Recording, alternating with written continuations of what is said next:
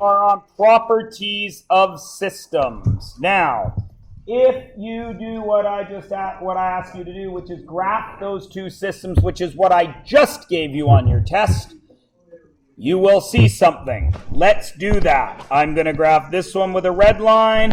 I'm going to graph this one with a blue line. What should I do to that red one to make him easily graphable?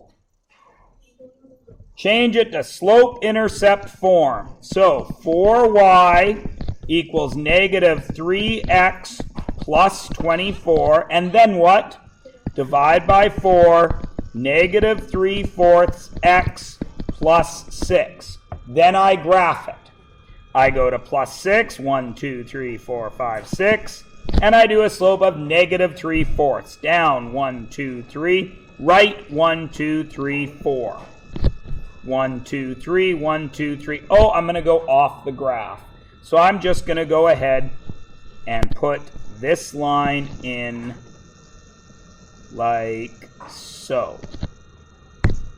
Then in blue, I'm going to come over here and I'm going to work the blue one. What should I do with that guy to make him easy to graph? The exact same thing. Negative 3y will equal 6x minus 33. Divide everything by negative 3. Y will equal negative 2x plus 11. Now, what is wrong with that when we go to our grid? We don't have 11 on the grid, do we? But we know the slope is negative 2, yes?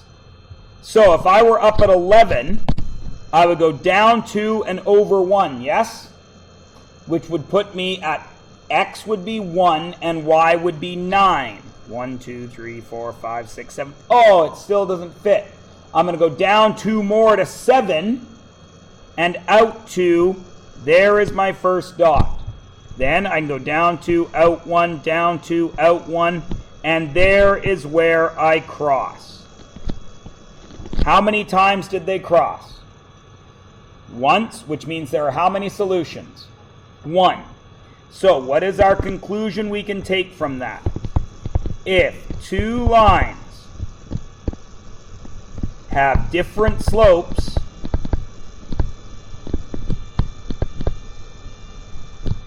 then there will be how many solutions? There will be one solution to the system.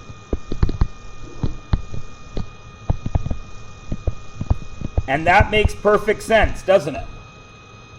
Because if I have one line on this slope, and I have another line on this slope, those two lines are going to go in what directions?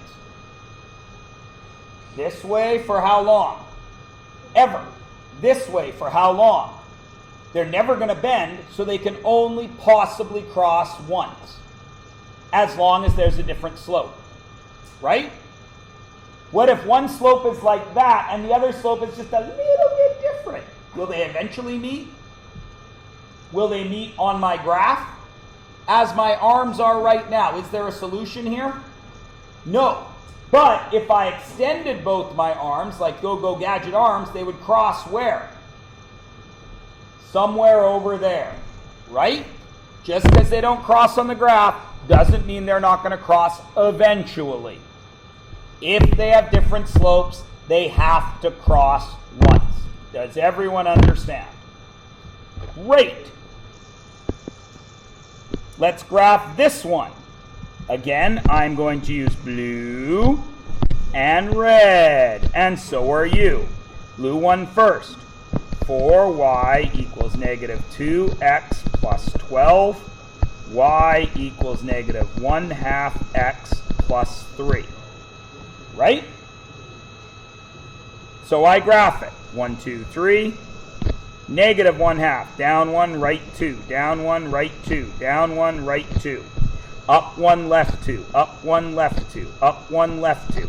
And I'm not going to draw the line because it makes Tanisha laugh at me. So I'm not going to draw the line. Because even when I use the straight line tool, it doesn't work very well. And then I get to make a joke. You're a straight line tool.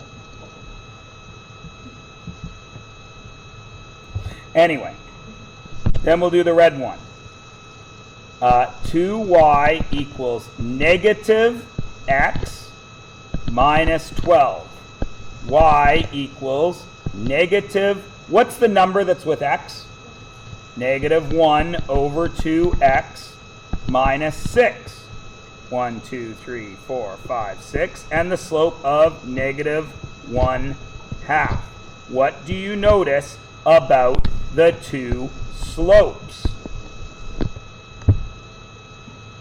Pardon? They won't meet on the graph? What do you notice about those two slopes? They're the same. What does that tell us from our last unit? That they are parallel. What do we know about parallel lines? They never meet. So is there a solution? No, because they will never cross. Good job, everyone who followed me on that one. If the slopes are the same,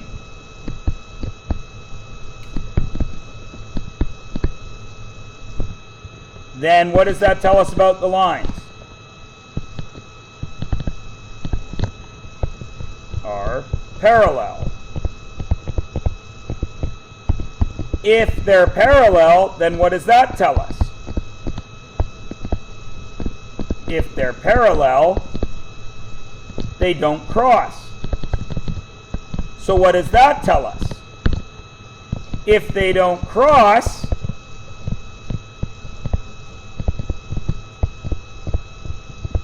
what does that tell us? There's no solution. Because there is no dot in the universe that is on both lines. Because those lines will never cross. With me?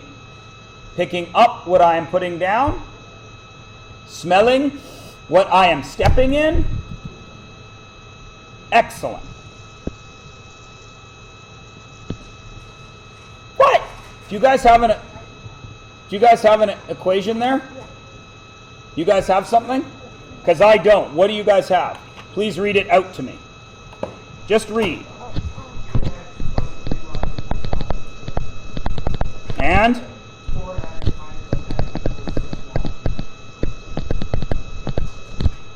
Great. Let's graph them. You should already be able to see how this is going to go. 3y equals negative 2x plus 5. Y equals negative 2/3 x plus 5/2. Next one, 6y equals 4x minus 10. 2/3. There's no negative in that second one? Negative 6y. Thank you. It's a negative 6y. So negative 2/3 plus 10 over 6 equals y. What do you notice about that and that? They're the same. What do you notice about that and that? They're the same. So what do you notice about the whole thing? It's the same line twice, isn't it? Right? Which means if I draw the red line, it's going to go through 2.5 with a slope of negative 2/3. Where's the blue line going to go? On the exact same path, isn't it? Which means how many times are they going to touch? Huh? Infinitely. If the lines graph, and please underline graph the same, then there's how many solutions? Infinite solutions. So what are your three choices? How many solutions can I have? One solution, which is what happens? How do I have one solution? They cross once. What determines their crossing? Not opposite slope, different slope. Or I can have no solutions, which is what? Parallel, which means they have same slope. or I can have infinite solutions, which is exact same line. So, without solving, no graphing, no substitution, no elimination, how many solutions will I have?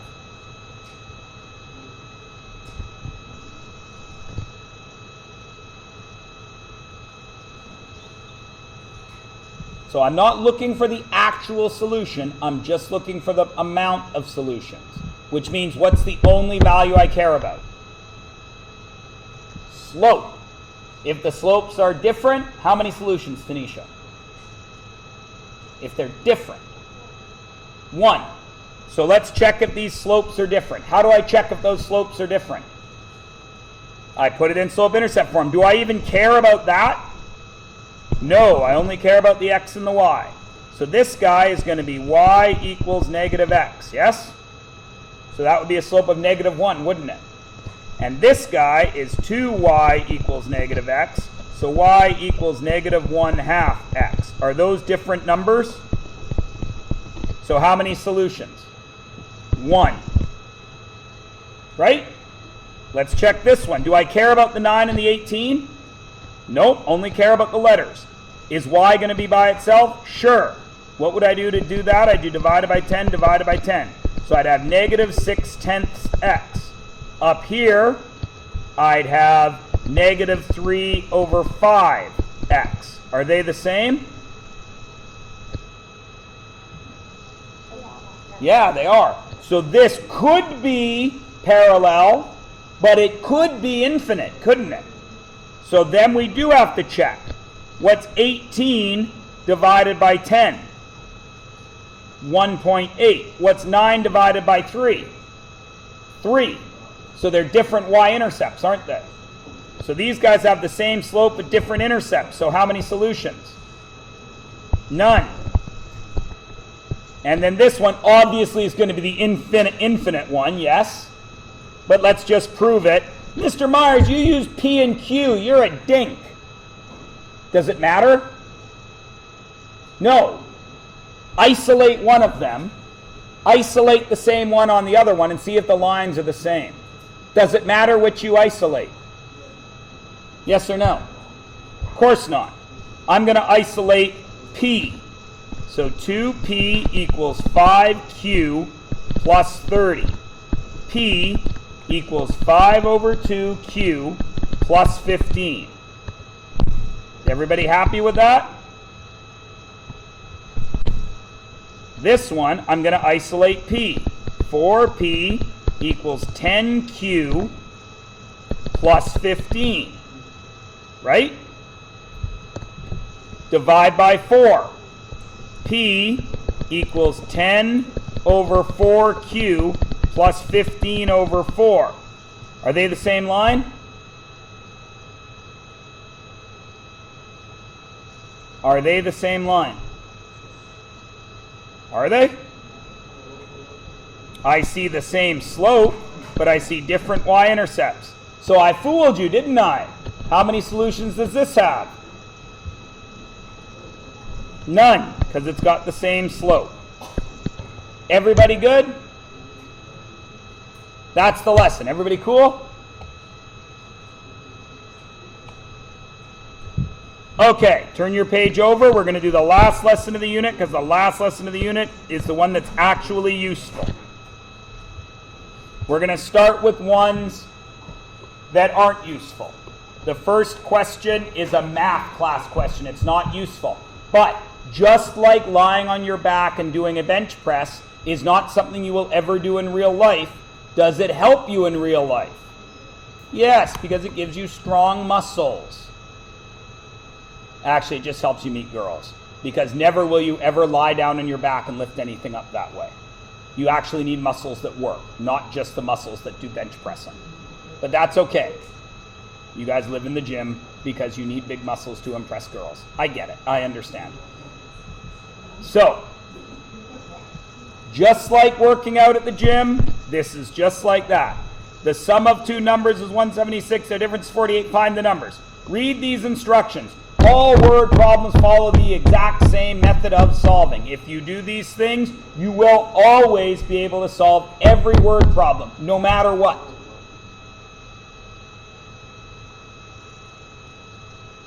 Just making sure you're done. I know you guys are all getting A's, so you don't need to pay attention.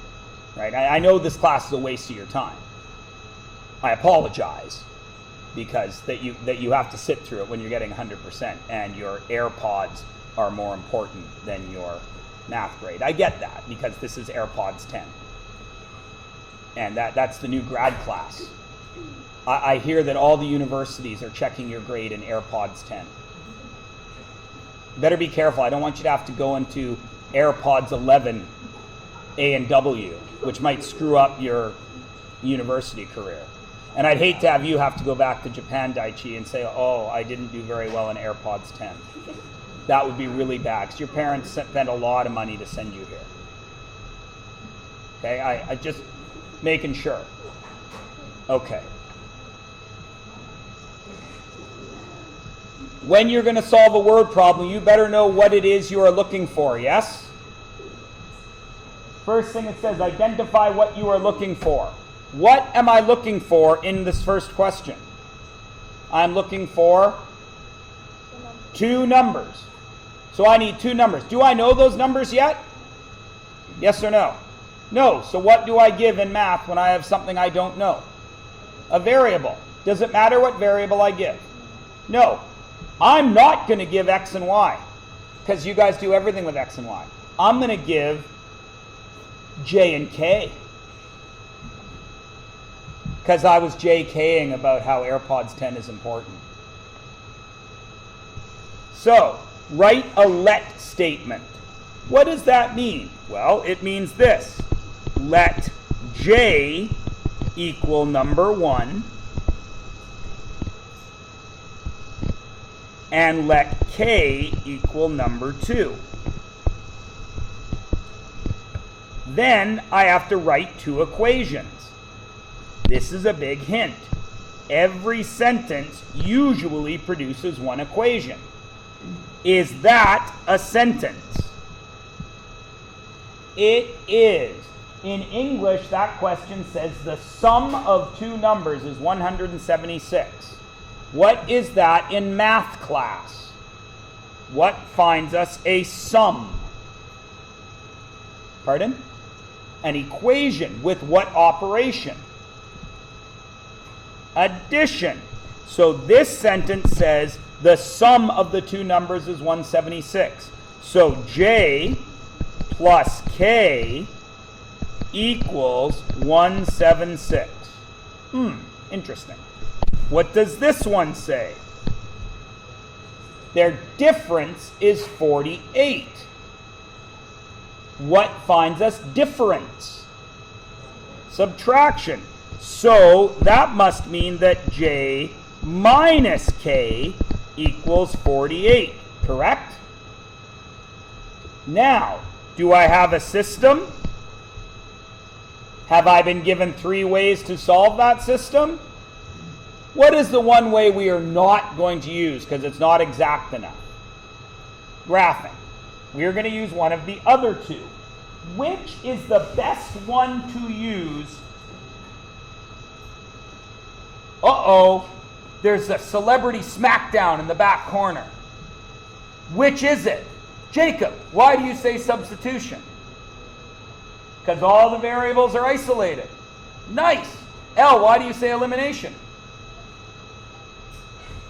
That's positive, negative. We can eliminate the k right there. Is one of the ways better than the other? No. Who decides how to do this question? You do.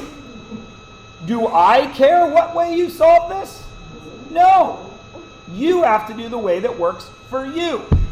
Just out of curiosity, what way will I do? I will do elimination. Because 2j equals 6 plus 8 is 14, carry the 1, 8 and 4 is 12, carry the 1, 224. So j equals what? 112. Now what do I get to do with that j? Put it where, Emma? Which equation? Any equation that has what letter in it? A J. So can I go 112 plus K equals 176? Is that okay? It is. You're darn tootin' it is. Could I also do 1112 minus K equals 48? Sure I can. And whichever one I choose, I then just solve for K. So in this one, it's minus, right?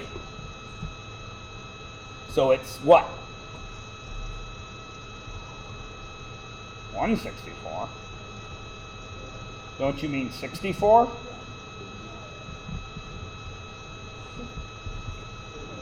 Right?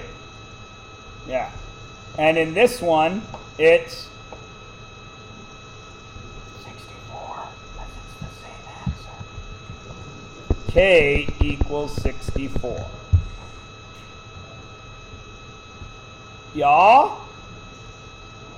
Yeah. Everybody good? Emily. Well, how did I get 112? Fair enough. Well, I'm going to erase this. I did elimination, yes? Which meant I had to make K disappear. So that means I had to add the two equations, didn't I? What's one J plus another J? Two J's. No, that would be times, Miss Waterhouse. And what is 1K plus negative 1K?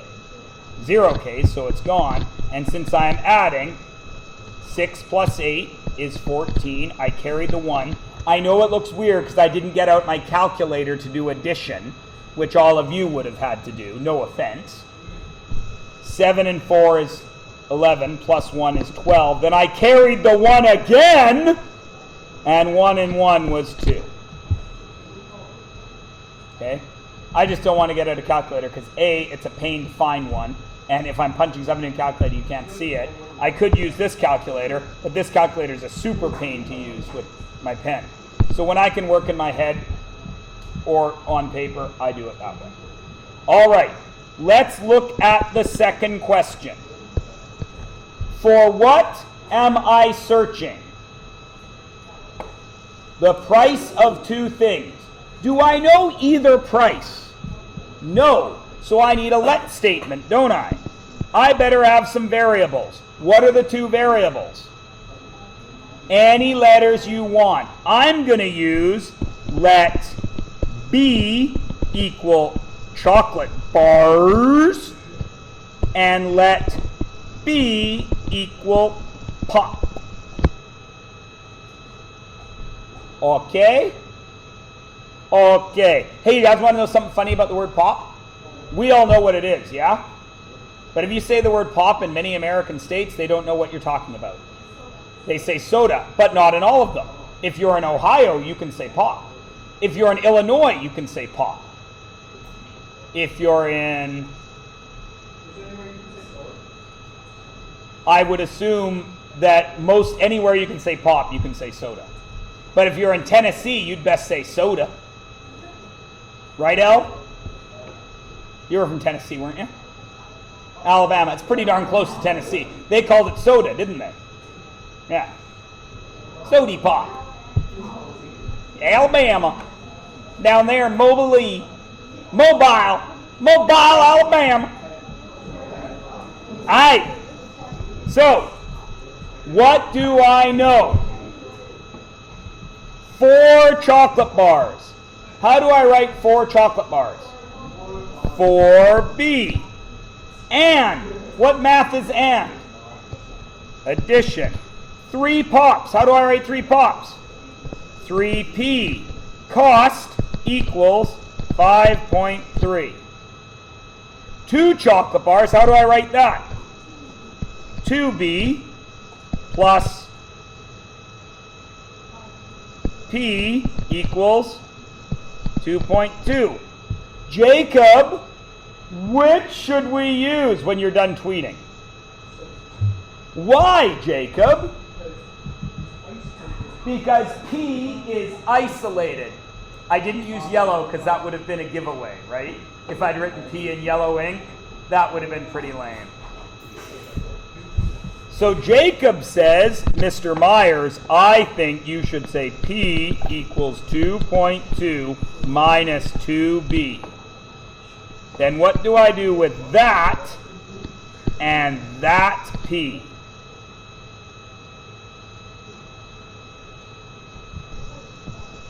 Put that, which I will color in yellow because it equals P, and I will put it there. And then I'm stopping because you're going to do the math. Okay, you will notice each question I'm going to do less and less, and you are going to do more and more. Because that's what teaching is. So let's go on to the next one. What is my let statement? You're going to go back and do them in a minute. What is my let statement in number 3? I know it's the last page of the book. Are you going to cry? Aw, you guys. Now you're going to make me cry. And keep my mascara from running. Because Lord knows I don't want to come and teach your class without putting on a good face. So, what's my let statement? Remember, you need two variables. What are the two things that are being charged here? Great, so what is my let statement?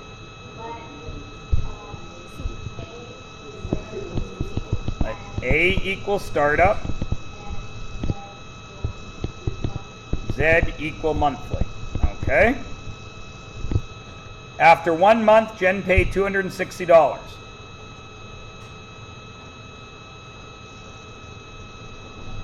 So what's my first equation?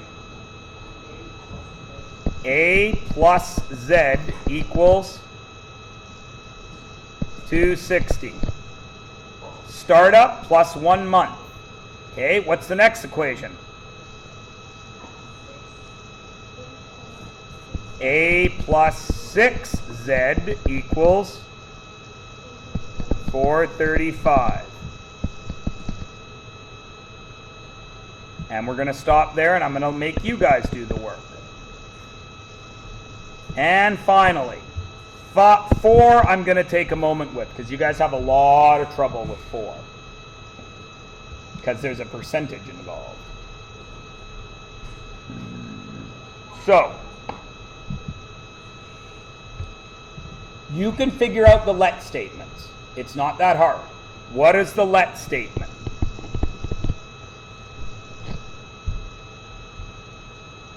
The equations are what's hard here. So just think about the let statement. Read the question, think about what you're searching for, and think about the let statement.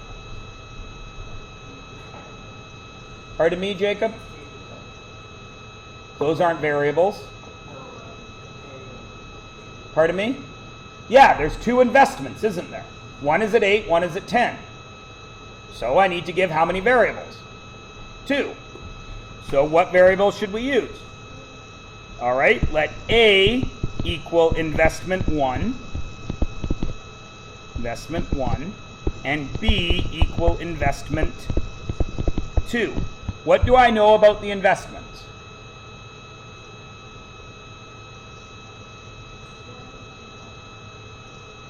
How much money did I invest? So what do I know about A and B? They equal 2,000. So I know A plus B has to equal 2,000. Because I only invested $2,000, yes? Okay, now we're in trouble. One of the investments paid 8% interest in the first year. Well, what do I do? 8% is what? 0.08. So 0.08 of one investment, A, plus, what's the other one? 0.10 of B paid me how much interest? 190. Now look at that question. What about that second equation bothers you? Decimals. Are we allowed to do something to an equation that keeps it having the same result but different values. Multiply. What would we multiply by, Jacob, to get rid of those two decimals?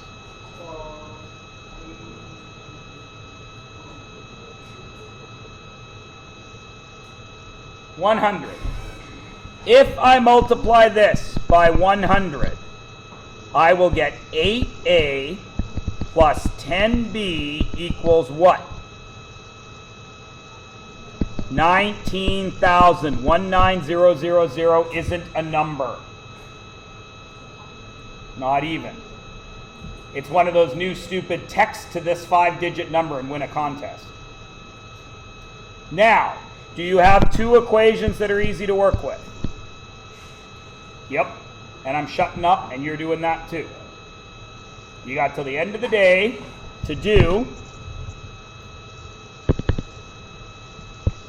page 448, and I can't remember what's in your little book. I don't think I put both of them in your little book. I think I only put one of them in your little book. Who has their little book handy? Did I put 425 and 437 in your little book? I did! And that, ladies and gentlemen, is your course. You're finished. You're finished all the new stuff. There's nothing new. Can you do the test on this on Thursday? Huh? Can you do the test on this on Thursday? Do you want the test on this on Thursday? Do the review tomorrow and write the test Thursday? Thursday's a short day. But Friday I'm away. And I don't miss the test. Okay. So you could write it Thursday Okay. in X block. Okay.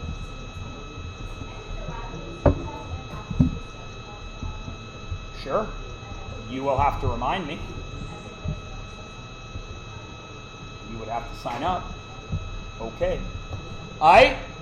Everyone's got work to do, yeah? Yeah. Okay. Oh, I suppose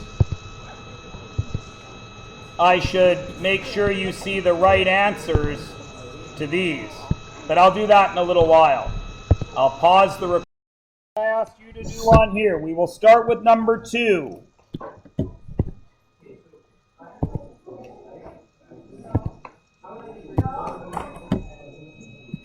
Here is number 2. We said we were going to do substitution. So, 4b plus 3, 2.2 minus 2b,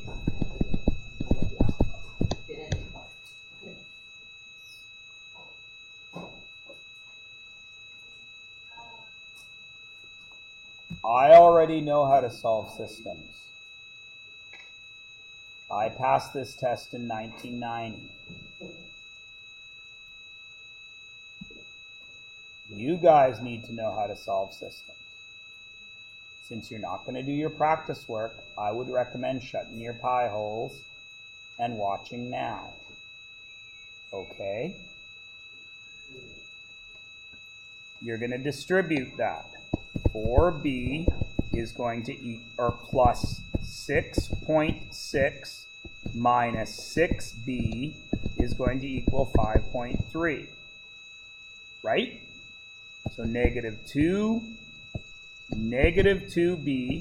plus 6.6 is going to equal 5.3. Negative 2b is going to equal negative 1.3. B is going to equal 0.65. So how much is a chocolate bar? 65 cents, right? So that B can now go anywhere I see a B. And I see a B right there. I want to find P. Actually, I lie. I'm going to use this one right here, aren't I? Why? Because I want P and I've already set this up, yes? So P equals 2.2 minus 2 times 0.65, which is 2.2 minus 1.3, which is 90 cents. So pop is 90 cents. I don't know what store they're shopping in where pop is 90 cents and chocolate bars are only 65. That's a pretty sweet deal. Let's move on to the next one. You guys set it up. You guys did the work. What are most of you probably going to use here? Most of you are probably going to do substitution, right? Because these A's are isolated. But I could also do this. A minus A, couldn't I? Would eliminate A, wouldn't it? So 6 minus 1 and 435 minus 260. What is 6 minus 1? 5z equals 435 minus 260. What's that?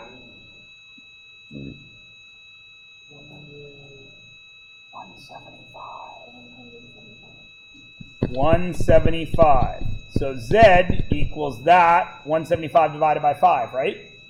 Which is 175 divided by 5 is not 70. 175 divided by 5 is 35. So the monthly fee is 35, yes? So if z is 35, then A plus 35 has to equal 260, correct?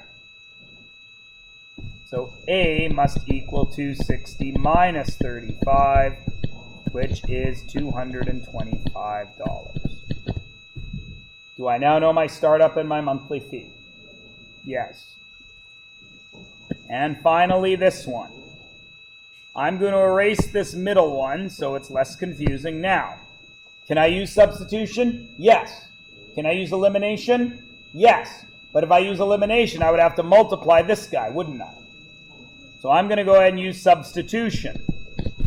B equals 2,000 minus A. So what do I get to do with that B right there? Put that in. 8A plus 10 times 2,000 minus A equals 19,000. 8A plus 20,000 minus 10A equals 19,000.